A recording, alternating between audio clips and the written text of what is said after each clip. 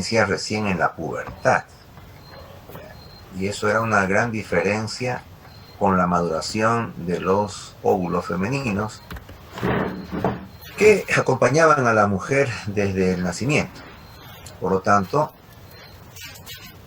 si es que las acompañan desde el nacimiento, decíamos, tienen mucho tiempo de poder recibir los tóxicos exógenos del medio ambiente. En cambio, en el espermatozoide no. Recién empiezan estos a producirse a partir de la pubertad. ¿Se puede escuchar y se ve la pantalla? Sí, doctor. Sí, doctor, se escucha. Ya bien. Entonces, inicia esta espermatogénesis con estas células llamadas espermatogonias, que finalmente se van a transformar en espermatozoides. Vamos a poner así, espermatogonias. Entonces, todo este proceso, desde espermatogonia hasta espermatozoide, se llama espermatogénesis. Entonces, al nacer, hay esas pequeñas células que van a dar lugar a estas células sexuales. Hay unos cordones sexuales que están produciéndose en el embrión, hasta que conforme pasan las semanas, las células que sirven de sostén o de soporte se van a convertir en las llamadas células sustentaculares o de Sertoli.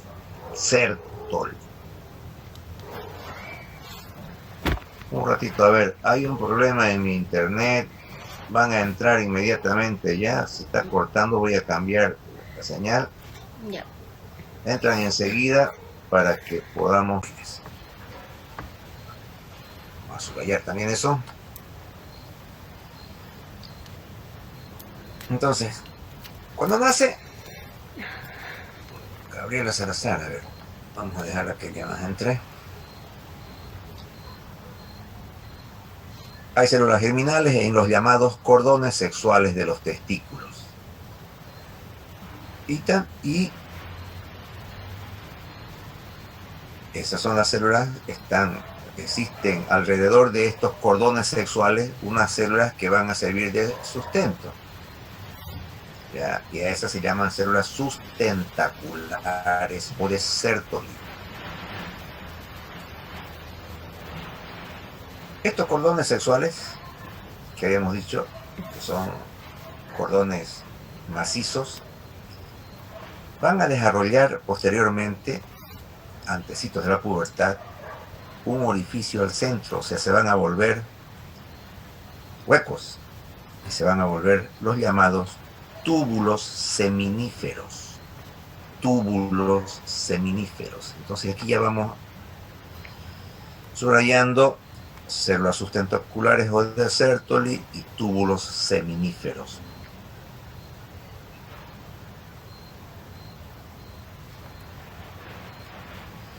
Entonces, junto con esos cambios, las células germinales primordiales van a dar origen a las primeras células llamadas células troncales espermatogónicas. Estamos hablando de estas primeras células, ¿no? Y poco a poco van a ir... Vamos a meter una más. Ese es el problema cuando no entran todos al mismo tiempo, no dejan empezar la clase, tienen que tratar de ingresar al mismo tiempo, al comienzo. Entonces, una vez que se han formado las células sustentaculares o de Sertoli, los túbulos seminíferos, poco a poco van a ir emergiendo nuevas células troncales, o sea, células primarias. Disculpe, doctor. ¿Sí? ¿Será que puedo volver a entrar a la reunión? Es que se me está apagando este dispositivo, por favor. Claro que sí. Ok, gracias.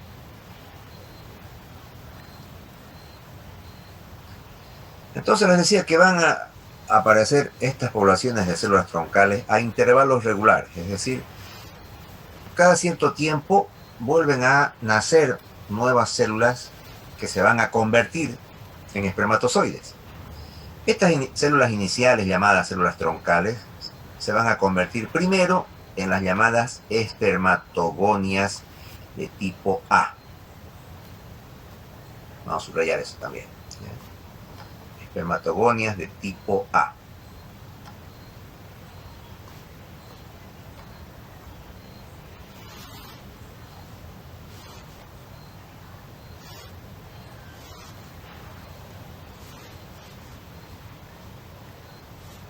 Valga vaca. Entonces, cuando aparecen estas espermatogonias de tipo A, inicia la espermatogénesis, es decir, inicia la transformación de estas células primordiales hacia espermatozoides. ¿Cuándo? Cuando aparecen estas células llamadas espermatogonias de tipo A. Inicialmente van a tener ciertas divisiones mitóticas, esas células, para multiplicarse, hasta que al final van a dar las llamadas espermatogonias de tipo B. Esas serían las número 2.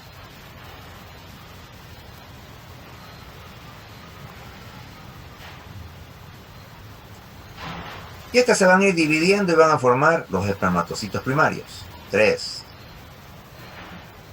espermatocitos primarios. Y luego estos espermatocitos primarios van a entrar en una llamada profase, o sea, una división que va a durar 22 días para formar luego los espermatocitos secundarios. Serían las células número 4 de la transformación. Luego va a empezar la segunda división meiótica y estas ya van a formar las llamadas espermátides. Serían las células número 5. Ya.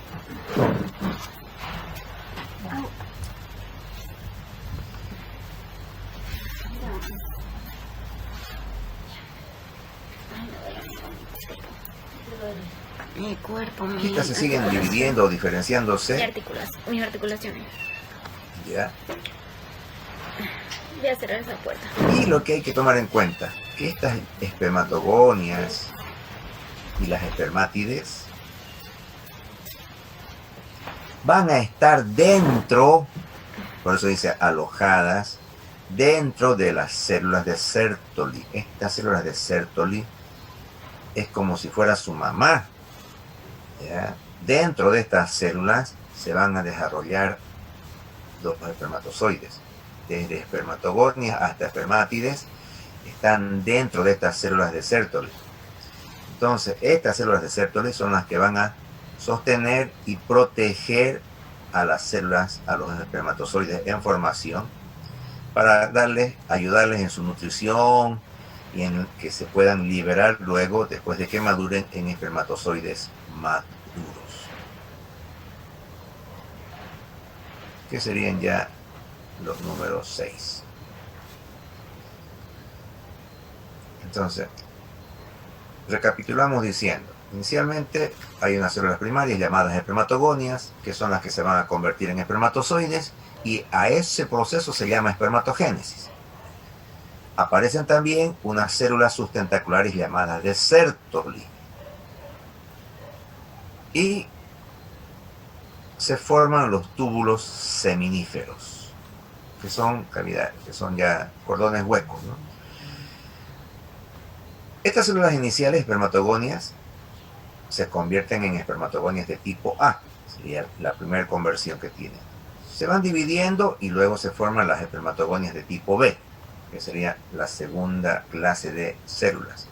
Luego vienen los espermatocitos primarios, que sería la tercera. Luego vienen los espermatocitos secundarios, que sería la cuarta. Luego las espermátides, que sería la quinta, para que finalmente se vuelvan espermatozoides. Pero todo este proceso se realiza en el interior de estas células llamadas de Sertoli, que son las que le van a permitir a los espermatozoides en maduración, les van a permitir conseguir la nutrición y le van a permitir desarrollarse completamente hasta que se puedan liberar ya como espermatozoides maduros. Entonces,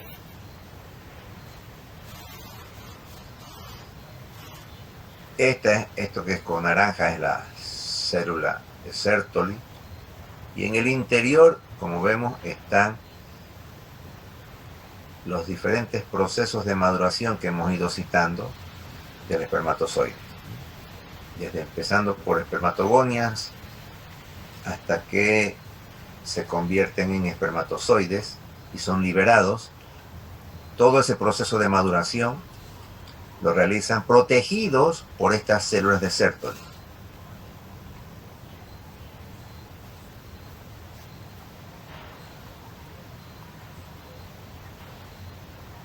Entonces acá está toda esa cadena que hemos visto, en la cual las espermatogonias de tipo A se van a convertir después en tipo B, después en espermatocitos primarios, luego en espermatocitos secundarios, luego en espermátides tempranas, espermátides tardías y finalmente los espermatozoides. Y lo que sobra de esta maduración son los cuerpos residuales. Doctor, una pregunta. Dígame. El túbulo que mencionó está formada de las células de Sertoli Alrededor, alrededor. sí. Y de ahí, esas células de Sertoli van a liberar espermatozoides hacia el centro, hacia el hueco, hacia el tubo. Y de ahí entonces los espermatozoides van a poder moverse por el interior de estos túbulos seminíferos. Ok, gracias. Creo que aquí tenemos un esquema de eso.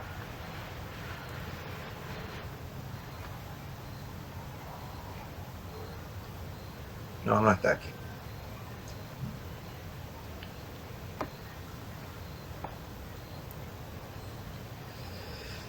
¿Cuáles son las hormonas que intervienen para este proceso de espermatogénesis? Por un lado,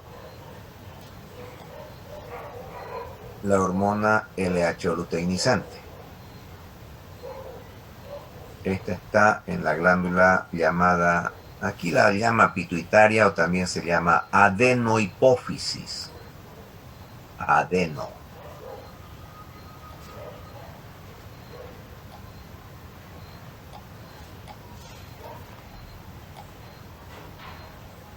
Hipófisis.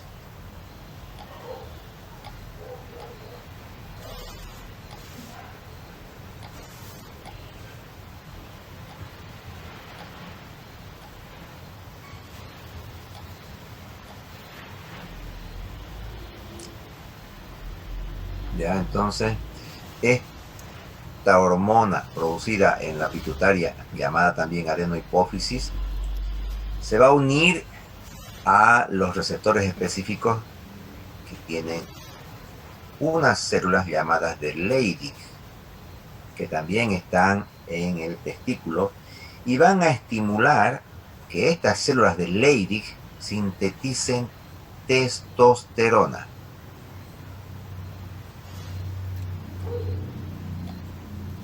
La testosterona es la hormona masculina. Y esta testosterona se va a ir a unir y a estimular a las células de Sertoli que estaban sosteniendo, haciendo madurar los espermatozoides, para que de una vez promuevan esta maduración de espermatozoides llamada espermatogénesis. Entonces son dos hormonas. Uno es la LH, que se produce en la adenohipófisis, que va a estimular la LH a las células de Leydig, células que también están en los testículos. Y esas células de Leydig van a producir esta otra hormona masculina que se llama testosterona. Y la testosterona va a ir a estimular a estas células de Sertoli, que eran las que están sirviendo de mamá a los espermatozoides nuevos que están madurando.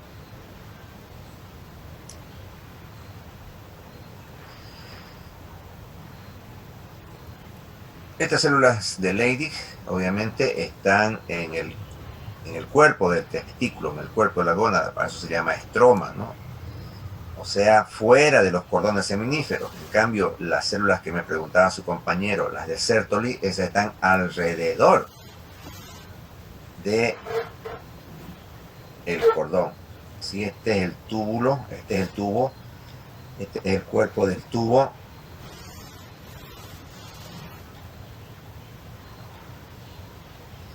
Entonces, aquícito van a estar las de Sertoli, para que los espermatozoides, cuando maduren, puedan salir hacia el interior, hacia la luz del tubo. En cambio, estas, las de Leydig, esas están aquí adentro. Ya, no tienen, como no producen espermatozoides para ir al tubo, estas producen testosterona. Por eso están aquí en el estroma de el testículo, aquí.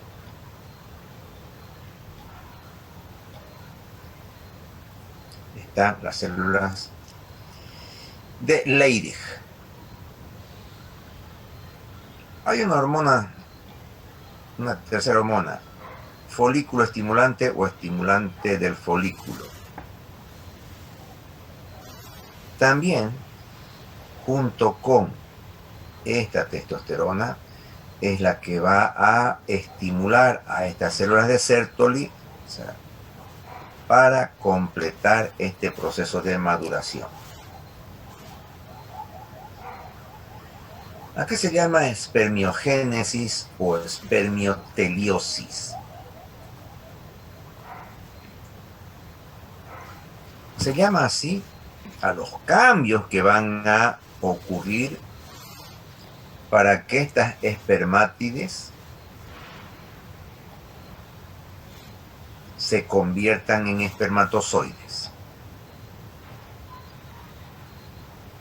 Las espermátides, para convertirse en espermatozoides, sufren una serie de cambios y esos cambios se llaman espermiogénesis o espermioteliosis. ¿Y en qué consisten? Y acá también los van numerando. 1. Se va a formar un acrosoma. 2. ¿Para qué sirve este acrosoma? Contiene enzimas.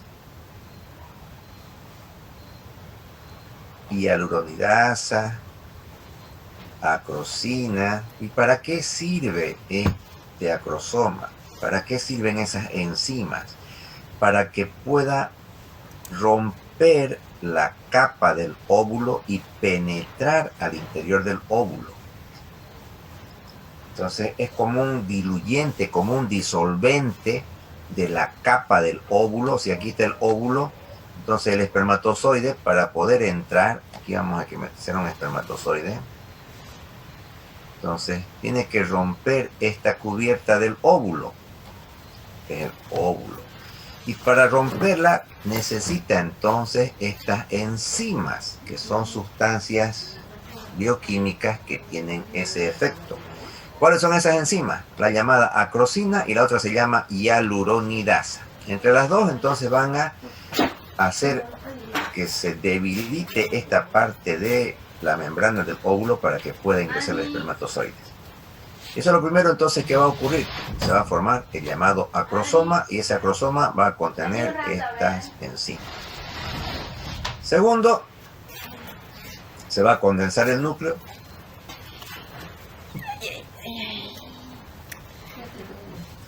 Tercero, se va a formar el cuello del espermatozoides, además de la llamada pieza intercalar y la cola. Y cuarto, se va a eliminar la mayor parte del citoplasma de esa célula. Porque lo que se elimina se llaman cuerpos residuales y esos cuerpos residuales se los vuelve a comer, por eso se son fagocitados, las células de Sertoli, que eran las que los estaban criando. ¿Cuánto tiempo demora todo este proceso? Desde que la espermatogonia se convierte en espermatozoide. 74 días. ¿Y cada día cuánto se produce? 300 millones de espermatozoides. Harto, ¿no?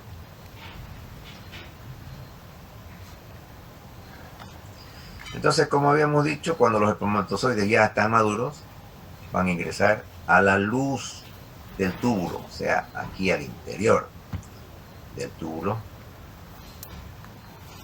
Y estas son las células de Sertoli, este es el interior del túbulo, ya los espermatozoides maduros van a salir hacia la luz del túbulo. Y se van a dirigir hacia el llamado epidídimo. En anatomía ustedes van a ver si este es un testículo. Aquí en la parte superior contiene una formación anatómica que se llama epidídimo. Y estos túbulos seminíferos que están aquí en los testículos, entonces llevan los espermatozoides hacia el epidídimo. Y ahí en el epidídimo recién los espermatozoides completan totalmente su desarrollo, adquiriendo movimiento. ¿Ya? Cuando salen ellos de las células de Sertoli, no tienen buen movimiento. Ese movimiento lo adquieren aquí, en el epidídimo. Abrimos de acá. Le he puesto 100% el fuego. ¿Y matar? Y acá son entonces lo que estábamos citando, donde se forma primero el llamado acrosoma, que va a contener las enzimas. Se va a formar la pieza intercalar y la cola, y se van a desprender los cuerpos residuales. Son las correlaciones clínicas que vamos a encontrar aquí. Gametos anormales. Como se producen tantos espermatozoides, 300 millones por día, es probable que muchos de ellos puedan nacer con algún tipo de malformación. Entonces, entre las malformaciones o los problemas que se han visto, es que pueden existir folículos ováricos que contienen 2 o 3 ovocitos. ¿Ya? Y eso puede dar lugar ¿a qué? A los gemelos o a los trillizos, cuando son 3. Pero generalmente no se desarrollan totalmente. La mayoría de estos se degenera antes de madurar. Los que no se degeneran y maduran, entonces esas son las casualidades para que tengan mellizos o trillizos.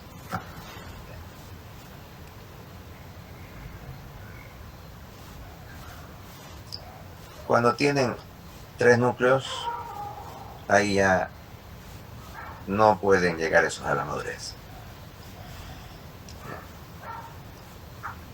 En cambio, los espermatozoides anormales, encontrarlos es muy frecuente, porque les dije, como se producen 300 millones por día, hasta un 10% de estos espermatozoides puede tener ciertos defectos.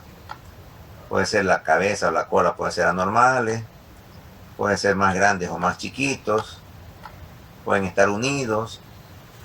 Y normalmente la ventaja, lo bueno de que cuando el espermatozoide es anormal, porque 10% es harto, ¿ya? Lo bueno que estos espermatozoides que son anormales no tienen buen movimiento, y por eso es lo que no llegan primerito hacia el óvulo, llegan los más perfectos, ¿cierto? Estos que son anormales se quedan medio que rezagados y no, generalmente, no, o sea, no siempre, generalmente no llegan a fecundar. Esa es la ventaja de este tipo de espermatozoides que pueden tener así con 2 cabezas o con 2 colas, o ser enanos o ser más largos, ¿ya?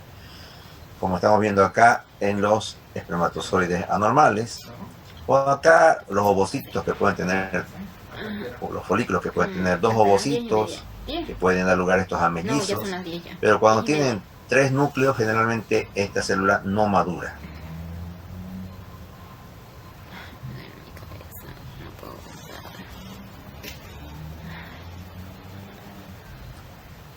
Dale. Ciclo ovárico. Al llegar a la pubertad, esta mujer empieza a tener ya los llamados ciclos ováricos regulares. Aunque esto no es cierto, ¿ya? Porque si ustedes le preguntan a sus compañeras y sus compañeras se acuerdan, llegó la pubertad y no tenían ciclos regulares cada mes.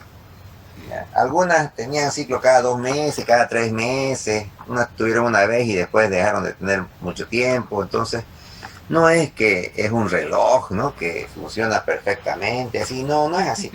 ¿Ya? Eso es un proceso en el cual tiene que ir madurando una serie de hormonas y de glándulas. Por ejemplo, aquí tenemos, vamos a dibujar un hipotálamo. Hipotálamo.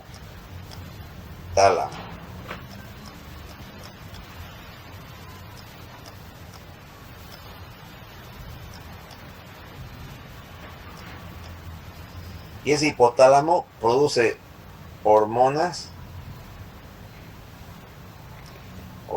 aquí voy a poner una H,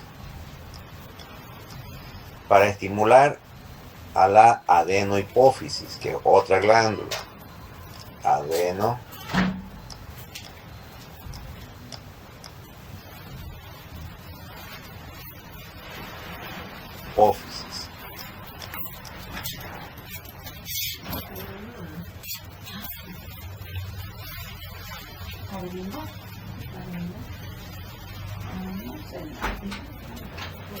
Y esta adenohipófisis produce otras hormonas para ir a estimular a los ovarios.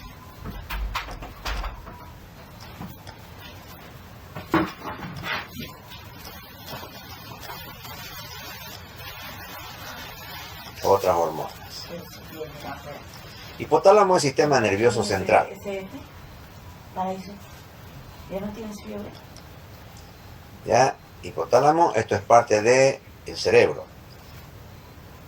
Y esta parte del cerebro, o hipotálamo, sistema nervioso central. No es glándula, ¿ya? Esto es parte del cerebro. Y de ahí salen estas hormonas para ir a la adenohipófisis. La adenohipófisis es una glándula. Y esta glándula adenohipófisis produce otras hormonas que van a ir a estimular a los ovarios. Entonces tiene que haber una correlación, tiene que haber un aprendizaje entre el hipotálamo, la adenohipófisis y los ovarios para que existan ciclos regulares. Cuando no hay esa coordinación entre las hormonas en cantidad suficiente y en el tiempo adecuado, entonces no hay ciclos regulares. Los ciclos son más cortos o más largos o no hay ciclos. ¿Ya? Entonces, estos ciclos, como hemos visto, entonces son controlados por el hipotálamo, que es el que les he señalado acá. Y el hipotálamo va a producir ciertas hormonas. ¿Cuáles son esas hormonas? Que aquí les he señalado. Hormona liberadora de gonadotropina, así se llama, GnRH. Por eso le vamos a poner aquí. Esta es la hormona que está produciendo el hipotálamo, hormona liberadora de gonadotropina. ¿Y dónde va a ir a actuar?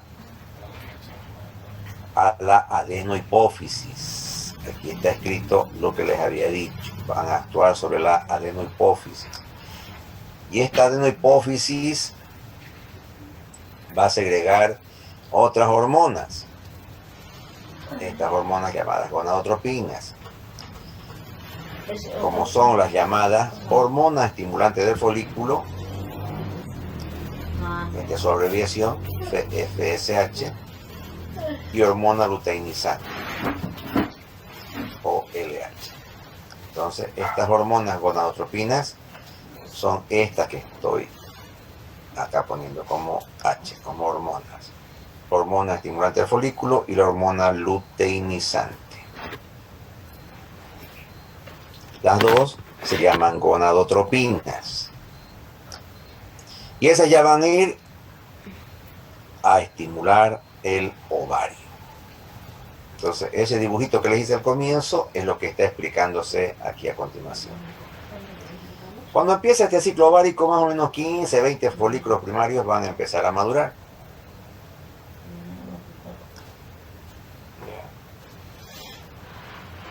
15 a 20.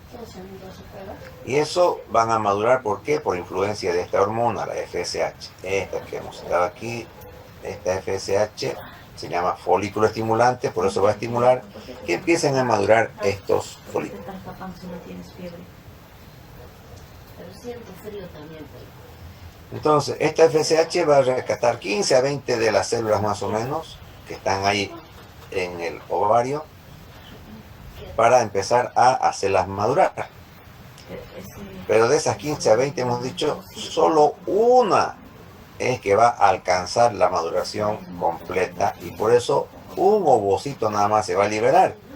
Los otros degeneran, o sea, no llegan a su maduración total y se vuelven cuerpos atrésicos. ¿Qué quiere decir? Involucionan, o sea, en vez de crecer, más bien se achican.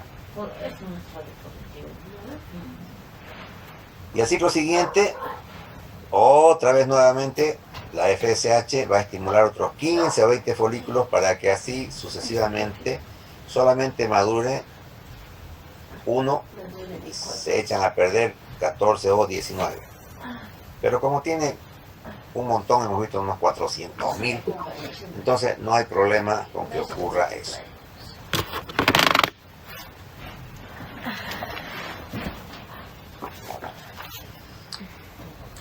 Este ovocito que está madurando tiene a su alrededor, aquí vamos a poner un ovocito que está madurando, aquí a su alrededor hay células. Estamos hablando de todo esto ya es el ovario, ¿no es cierto? Todo esto es el ovario. Aquí está el ovocito, aquí a su alrededor hay células.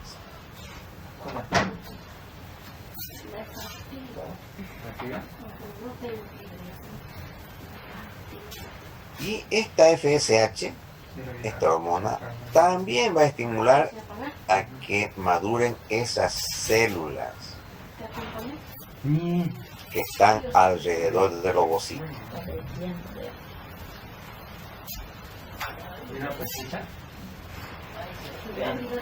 Y esas células van a producir estrógenos, las llamadas células de la teca interna y la granulosa. Esta célula está por aquí.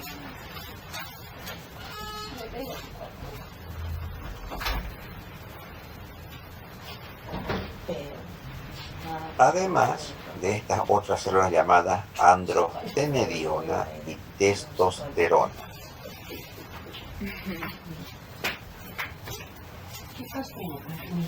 A partir de estas células, androstenediona y testosterona, estas células de la granulosa, estas que estamos acá indicando, las van a convertir recién en estrógenos. De nuevo, esta FSH estimula la maduración de las células de la granulosa, ¿ya? Y se van a ir produciendo primeramente unas hormonas que se llaman androstenediona y testosterona, o sea, serían hormonas masculinas. Y esa hormona masculina que se produce inicialmente, estas células de la granulosa la van a volver recién estrógeno. Eso es lo que quiere decir esta parte y eso es lo que quiero que ustedes entiendan. Que inicialmente se sintetizan hormona masculina, pero en las células de la granulosa, las hormonas masculinas como la testosterona y la androstenediona se convierten en estrógenos. ¿Y esos estrógenos qué hacen? ¿Cuál es su efecto?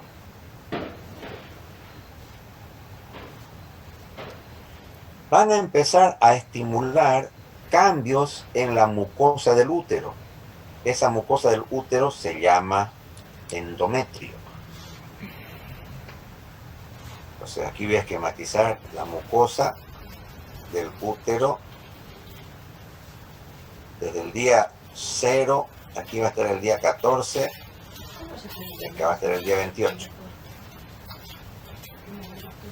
De todo el ciclo. Entonces, este endometrio, por el efecto de los estrógenos, va a empezar a proliferar, a crecer, Por eso vamos a aumentar aquí. Los estrógenos hacen que empiece a crecer, a aumentar su volumen. Y como empieza a proliferar, se llama fase proliferativa. Además, ¿qué más va a ocurrir?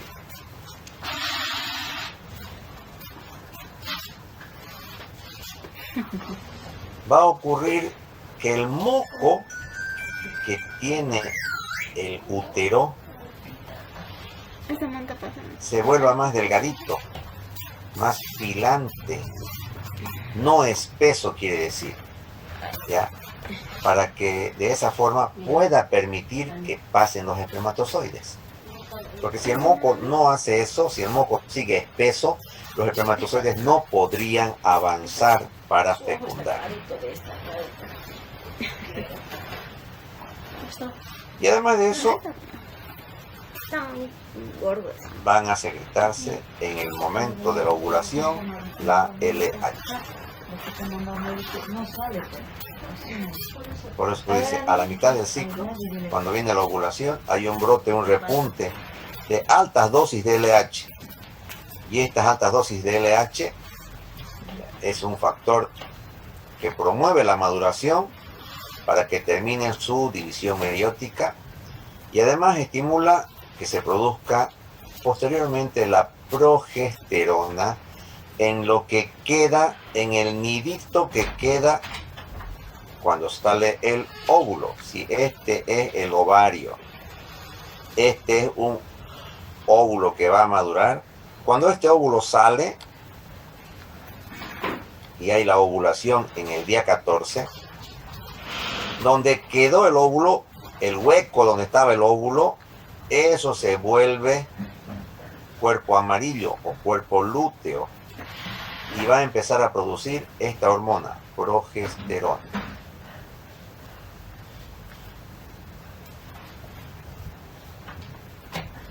Además hemos dicho que esta LH induce la ruptura del folículo para que ocurra la ovulación.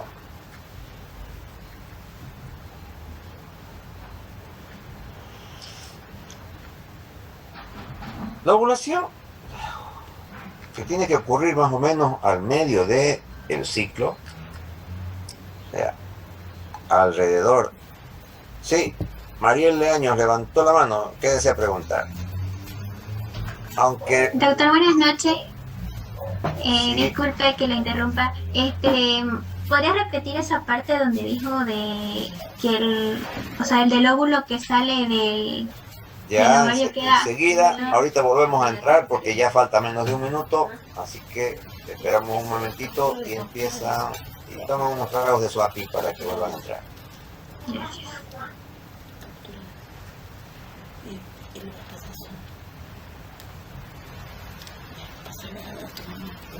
Pero tengo una idea.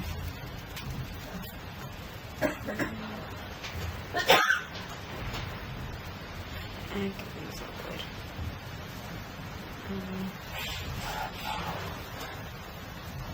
vamos a ver. Volvemos a entrar. Sí, con algunas fallitas, así que vamos a tratar de hacer una explicación para que ustedes ya puedan entender y continuar leyendo. Decía su compañera, quería que les expliquemos en qué consiste esto del cuerpo lúteo. Vamos a dejar que entren estas tres más y explicamos entonces. Vamos a esquematizar aquí la mucosa y este es nuestro día 0. Aquí nuestro día 14.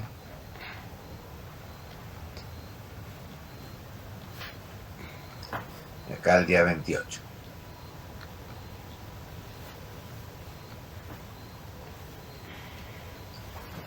Entonces, inicialmente hemos visto que aquí tenemos un ovario. Vamos a esquematizar aquí un ovario con su folículo. ¿Qué es lo que ocurre? en este ciclo menstrual. El hipotálamo segrega hormonas, como hemos visto, van a la adenohipófisis, y esta adenohipófisis produce otras hormonas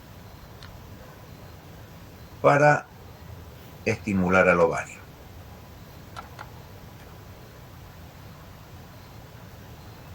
Inicialmente va a madurar 15 a 20 folículos. Uno de ellos es el que va a hacerse más grande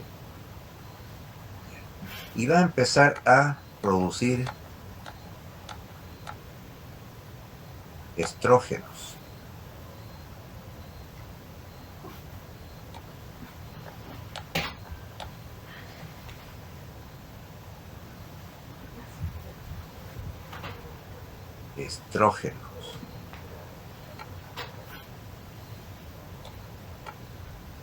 Y esos estrógenos van a permitir que la mucosa empiece a aumentar de grosor. Y este aumento de grosor de la mucosa se llama fase proliferativa. Fase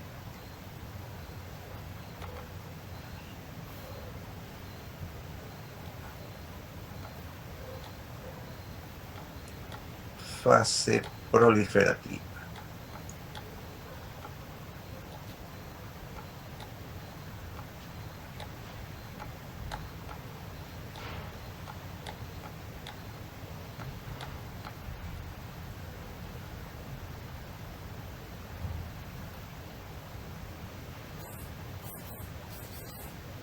¿Por qué? Porque proliferan las células y aumenta de grosor.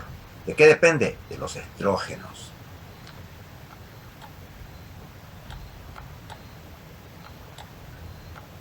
¿Quién está produciendo?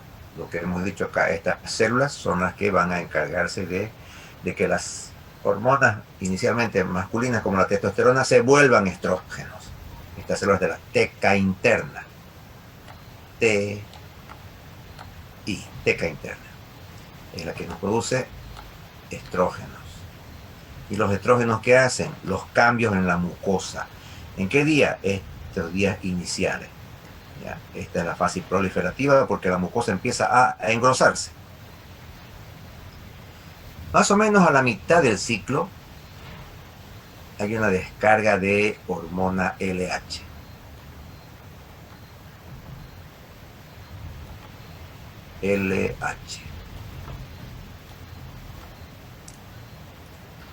Esta hormona LH aumenta mucho y permite que este folículo en maduración empiece a tener una partecita más débil, ¿ya? Que se llama estigma. Y además estimula que salgan unas sustancias que se llaman prostaglandinas. ¿Y qué hacen las prostaglandinas?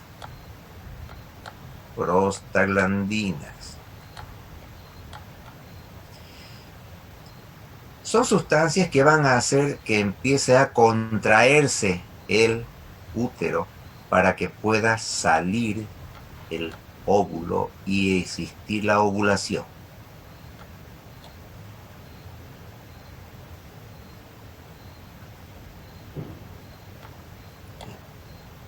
Esa sería nuestra ovulación. Promovido por la LH, que hizo ciertos cambios.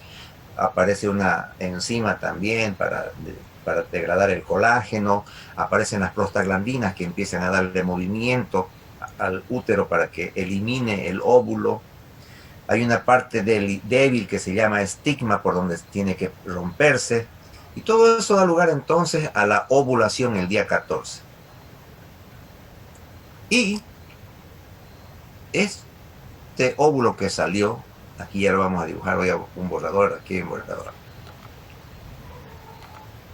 Entonces ya quedó hueco, ¿no es cierto? Ya no hay el óvulo.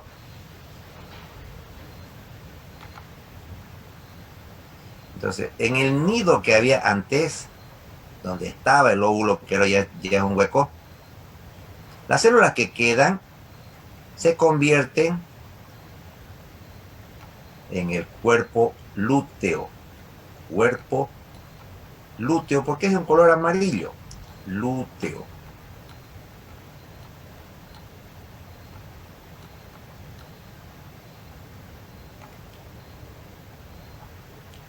Cuerpo lúteo.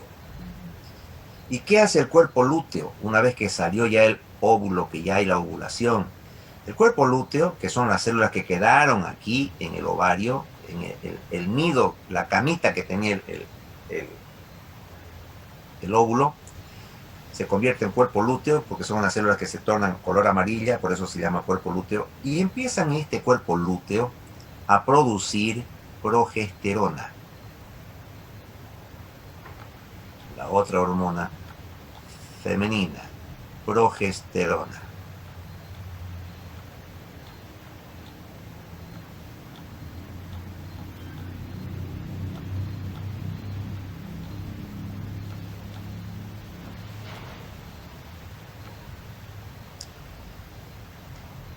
¿Y qué hace la progesterona?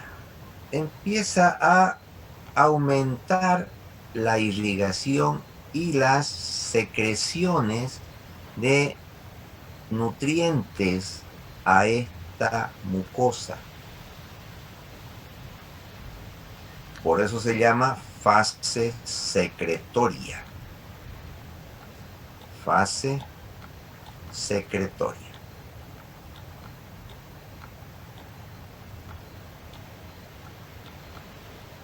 Secretoria.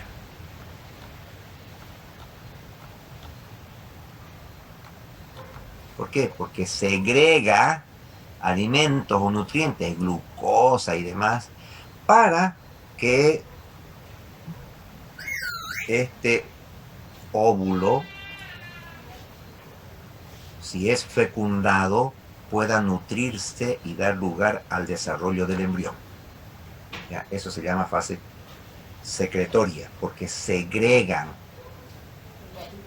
sustancias alimenticias y además permite que exista mayor irrigación. Por eso aquí hay las venas, que aquí estaban los vasos sanguíneos, las arterias que estaban así rectitas, aquí ya no, aquí ya se vuelven así para hacerse más largas y llevar más cantidad de sangre. Si hay embarazo, si un espermatozoide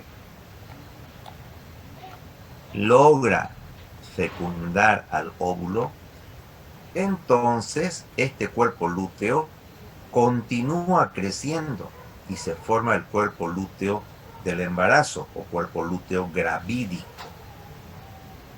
Lúteo del embarazo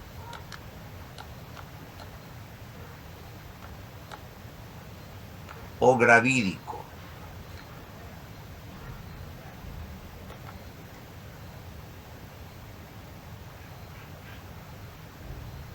Y esto va a seguir creciendo casi hasta un tercio del ovario, crece grande, porque tiene que producir progesterona, que es la que va a proteger el embarazo, dándole estos nutrientes a la mucosa para que el embrión siga desarrollándose.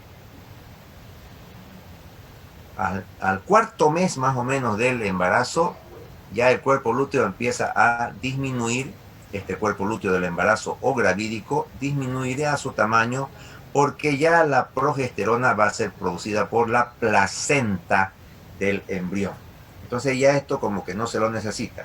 Pero si dentro de esos 4 meses se le saca este cuerpo lúteo, la persona aborta porque no habría la progesterona que mantenga ese embarazo. Pero si no ocurre gestación, si no se embaraza, por eso voy a borrar aquí a este espermatozoide. Si no hay embarazo, entonces ¿qué es lo que va a ocurrir? Tampoco va a haber este cuerpo lúteo. No va a haber el cuerpo lúteo si no hay embarazo, por eso lo voy a borrar.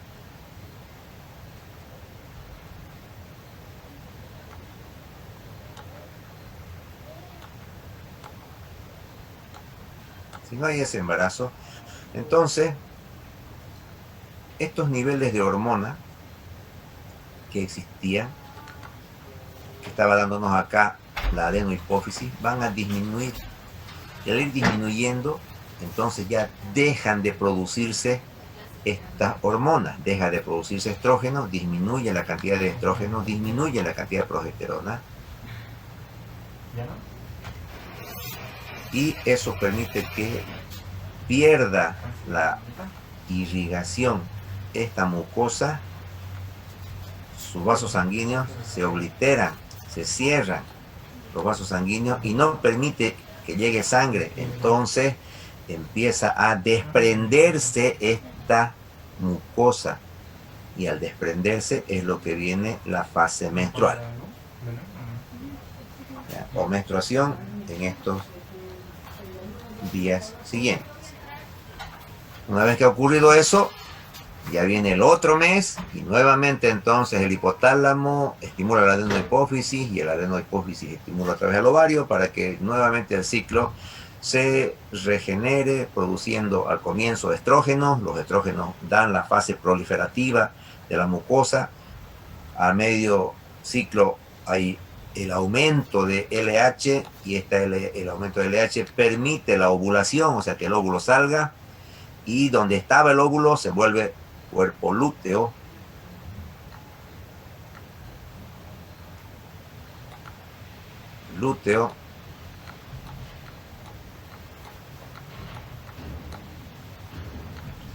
Y este cuerpo lúteo produce progesterona.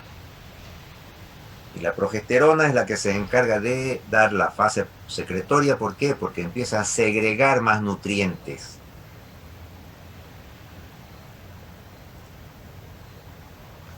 Para en caso de que hubiera fecundación. Pero si no hay fecundación, disminuyen estas cantidades de hormonas y los vasos sanguíneos se cierran, se obliteran, dice, se cierran, y al cerrarse entonces empieza a desprenderse toda esta mucosa y eso sale en la menstruación. Este proceso de la ovulación tiene también una alteración en la temperatura de la mujer. Cuando quiere la mujer saber si ovula, puede hacer la siguiente prueba. Tiene que estar en la noche anterior a los días que va a ovular y que ella quiere controlar. Tiene que llevarse su termómetro al lado de su cama. Y estando así, el termómetro ya al lado de su cama, cuando ella despierta en la mañanita, tiene que introducir el termómetro para tomarse la temperatura rectal. No en la boca, ¿no es cierto? Rectal. Y ahí marcar su temperatura. Entonces va a ir marcando la temperatura. En estos días de acá, más o menos estoy poniendo, tiene un cierto nivel su temperatura. Y así va haciendo todos los días en la mañana, pero ni bien despierta, sin levantarse de la cama, sin ir a desayunar, sin lavarse los dientes, nada así. Despertar y agarrar el termómetro y meter el termómetro rectal. Una vez que, y no dormirte, ¿no? Porque si te dormís por ahí, el termómetro, te das la vuelta y el termómetro se va a romper o se va a entrar. Y ya después va a costar que lo saques porque no va a poder meter tu dedo. Ya. Entonces, sin dormirte, ahí 1 minuto, 2 minutos, marca la temperatura y la escribe cuánto va marcando. El día de la ovulación, esa temperatura, cuando hay ovulación, sube. Y de esa forma puede saber una mujer si ovula o no ovula, si es fértil o es infértil. Y además con eso también le puede permitir para decir, quiero embarazarme, entonces ese día va a tener relaciones. O no quiere embarazarse, entonces esos días no va a tener relaciones. Para eso sirve este control térmico que ocurre en estos días de la ovulación. ¿Alguna pregunta? Doctor, buenas noches. La hormona, la FSH, ¿Cuál es su función aquí en el ciclo?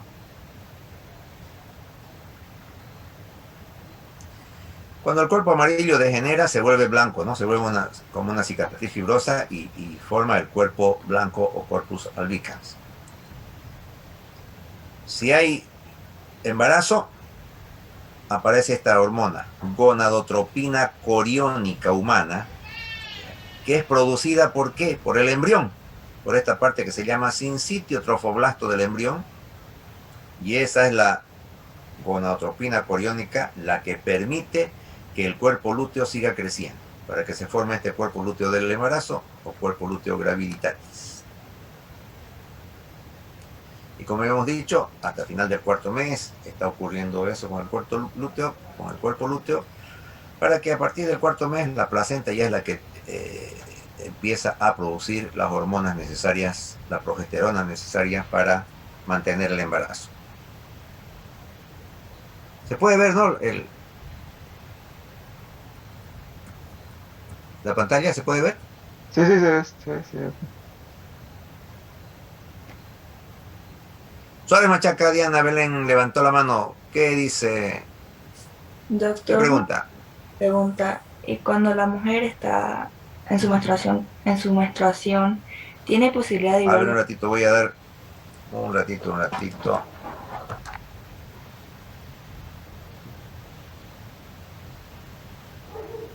Un momentito, es que no las estaba escuchando. Ahora sí. ¿Qué pregunta tienen?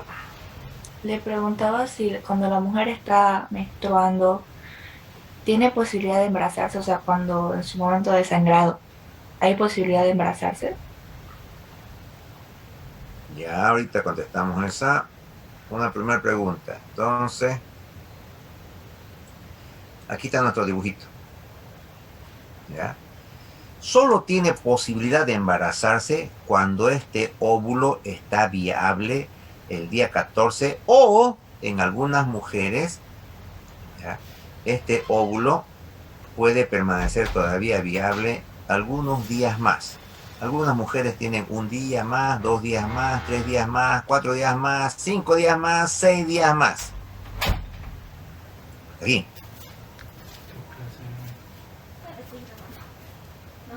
Entonces, en estos días, en estos 6 días más aproximadamente, podría embarazarse. ¿Por qué? Porque también tienen que tener en cuenta que el espermatozoide, yo voy a poner aquí el espermatozoide, dependiendo de el pH que tiene la mucosa del útero, el pH, o sea, la acidez, cuando es muy ácido, los espermatozoides rápidamente desaparecen. Pero cuando no es tan ácido, los espermatozoides pueden permanecer vivos. Y entonces puede que tengan relaciones aquí 5 días antes del día 14, o sea, el día 9, digamos, ¿no? Pensando que no, recién el día 14 voy a ovular. Entonces puede tener relaciones, pero los espermatozoides pueden sobrevivir esos 5 o 6 días más, sobreviven y pueden embarazar. Por un lado, entonces, 5 o 6 días antes es probable que los espermatozoides que se depositaron ahí en el cuello uterino puedan permanecer vivos, protegidos por su semen y además porque el pH del vaginal no es tan ácido y pueden embarazarla, aunque no tenga relaciones el día 14. Pero además de eso, este óvulo puede permanecer vivo, viable, el día 15, 16, 17, 18, o sea, unos 5 o 6 días más puede estar viable. ¿Ya? Entonces, si a los 5 o 6 días más vuelve a tener relaciones, entonces aquí ponemos un espermatozoide pensando que no, ya su ovulación pasó el día 14 y tienen ya relaciones el día 20, 14 más 6, digamos, día 20, probablemente, y esto es muy relativo, o sea, algunas mujeres el día 14 y listo, ya no tiene más, pero hay otras mujeres que su óvulo permanece viable todavía más días. ¿ya? O que no viene exactamente aquí el día 14, sino que recién ovula el día 15 o el día 16. ¿Ya? Entonces es probable que hasta ese día 6, si tiene relaciones y si llega a un espermatozoide, puede tener embarazo. Pero después de eso, ya no.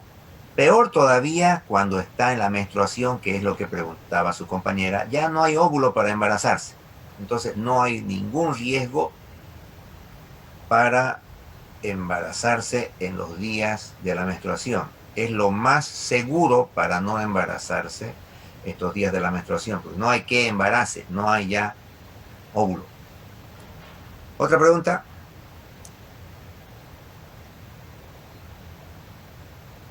Salas Valgan Cristian Manuel levantó la mano. Una pregunta es, en los días que pueden embarazarse, ¿la mujer podría embarazarse con el fluido preseminal, doctor?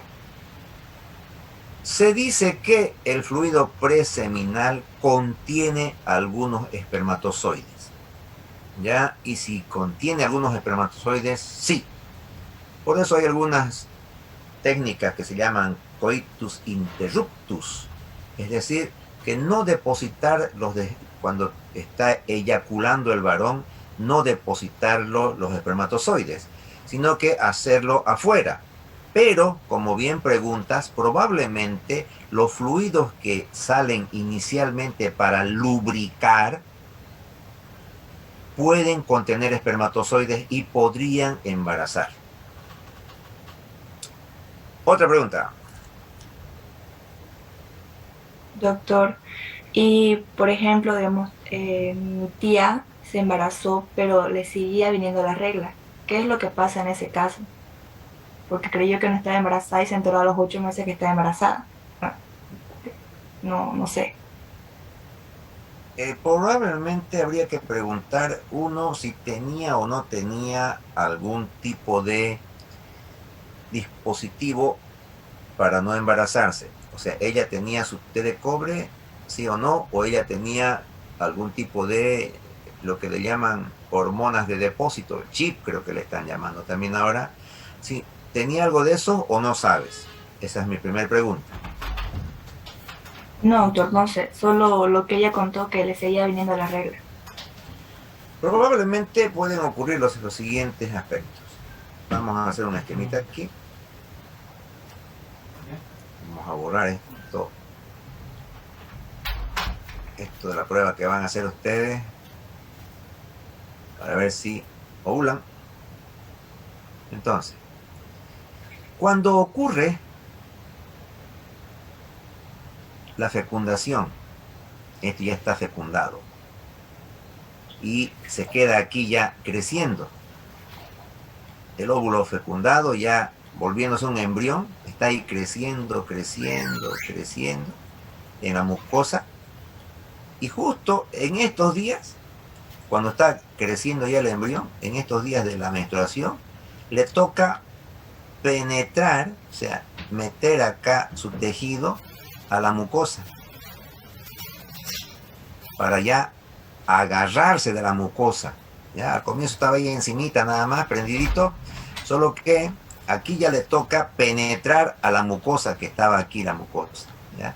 El embrión al penetrar rompe la mucosa y al romper la mucosa da un sangrado coincidente con los días que le tocaba su menstruación.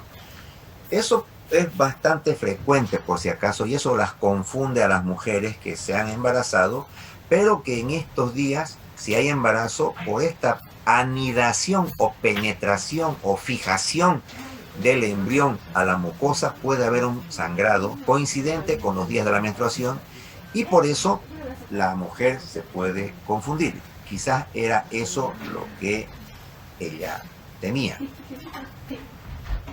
para que se confunda en este primer mes. Los meses subsiguientes, si acaso había otra vez algún sangrado, tendrían que ver con alteraciones ya hormonales, ¿no? O sea, algunos problemas en los niveles hormonales, sea de su hipotálamo o de su adenohipófisis, que seguían haciendo algún tipo de estímulo, pero con un sangrado que no era igual que una menstruación. Puede que tenga una pequeña sangre que hace confundir, ¿no? Porque si tuviera mucho sangrado ella hubiera abortado, ¿no? Porque el sangrado mayor es un aborto. O a veces también sangran cuando, voy a dibujar aquí, voy a dibujar un útero, y aquí voy a dibujar el cuello. Cuando la placenta, en vez de estar aquí arriba, se viene por aquí,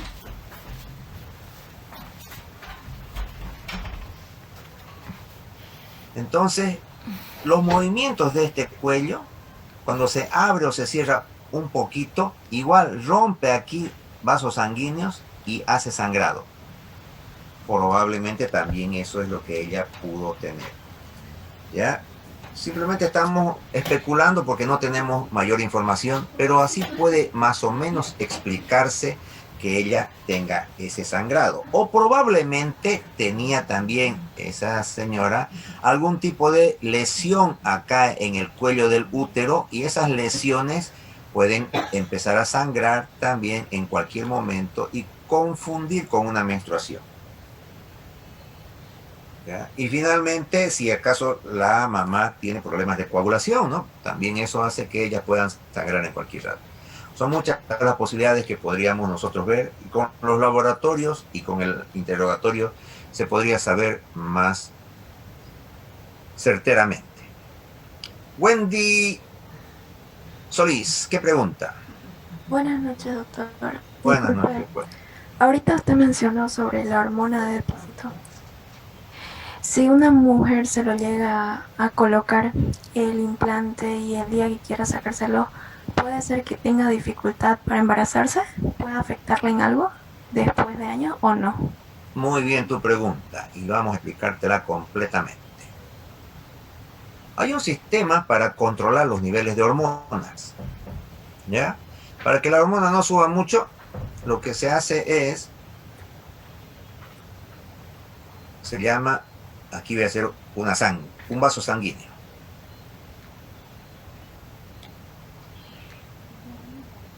Normalmente, aquí van a estar tu hipotálamo y tu adenohipófisis, ¿no es cierto? Las que producen hormonas.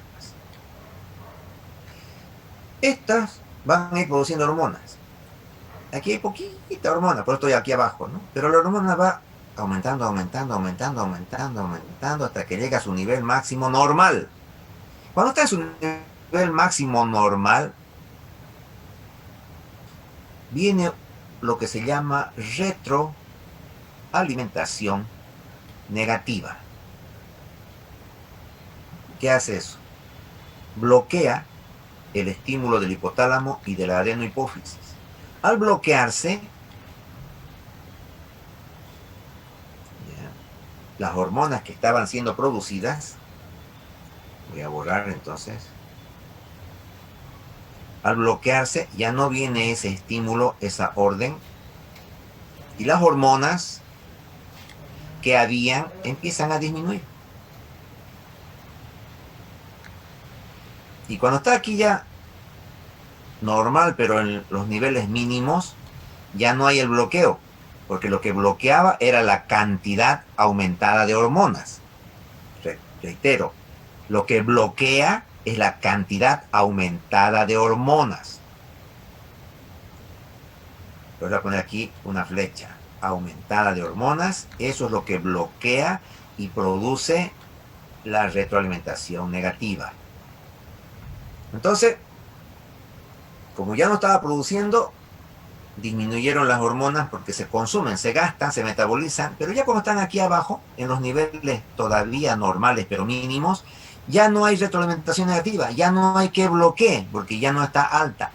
Como ya no hay que bloquee, entonces nuevamente empieza el estímulo y nuevamente esa mujer empieza a producir hormonas. Y así sucesivamente es el control. ¿Qué ocurre cuando se ponen hormonas de implante o de depósito? Esas hormonas de implante o de depósito, voy a borrar aquí arribita para que puedas entenderme mejor.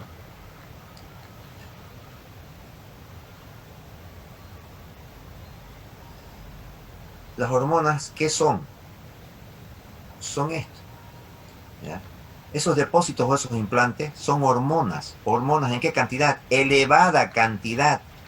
Aquí arriba están los niveles de esa hormona. Se pasan de lo normal, ¿ya? Esos son los implantes que van liberando todos los días una cantidad de hormonas. ¿Para hacer qué? Para que todo el tiempo haya esta retroalimentación negativa y se bloquee, por eso voy a borrar, todo el tiempo se va a bloquear este estímulo de su adenohipófisis, de su hipotálamo y de su ovario.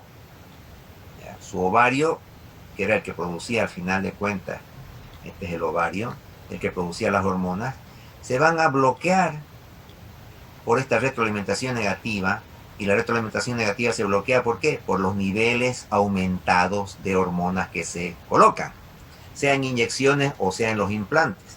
Entonces, cuando ella quiere ya embarazarse después, cuando ella retira el implante, el mucho tiempo que ha estado bloqueado su hipotálamo, su adenohipófisis y su ovario, porque se ponen implantes después hasta para 4 años, ¿no? O se ponen ampollas para 3 meses, 6 meses. Entonces, cuando esas hormonas mucho tiempo han estado aumentadas y han bloqueado este circuito entre el hipotálamo, la adenohipófisis y el ovario, ya después, cuando quiere embarazarse, es probable que no pueda hacerlo. Es probable que no se embarace. ¿Por qué? Porque mucho tiempo estuvo esto bloqueado. ¿Se entendió? Sí, doctor, muy bueno. Gracias. Sí, doctor. Ahora sí dicen ustedes. ¿Qué pregunta más? Tenemos 2 minutos para que concluya la clase. Doctor, con lo que Ya. estaba explicando sobre los métodos hormonales, ¿mantienen un nivel elevado de estrógeno sería o qué hormona así para que ya no se suelte la LH, ¿no? Que es la que hace que se rompa el folículo? Sí, bloquea todo, es estrógenos y progesterona. Las dos hormonas, estrógeno y progesterona, para que bloqueen acá, desde la adenohipófisis. No solamente viene a bloquear el ovario, bloquean desde la adenohipófisis y bloquean el hipotálamo, ¿no?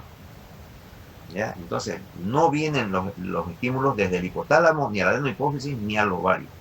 Por eso es lo que es tan potente esa inhibición o esa retroalimentación negativa, es muy potente y es causa de que muchas mujeres luego no pueden continuar teniendo familia, ¿ya? Y hay que hacerles otra vez tratamiento además para que ya tengan familia.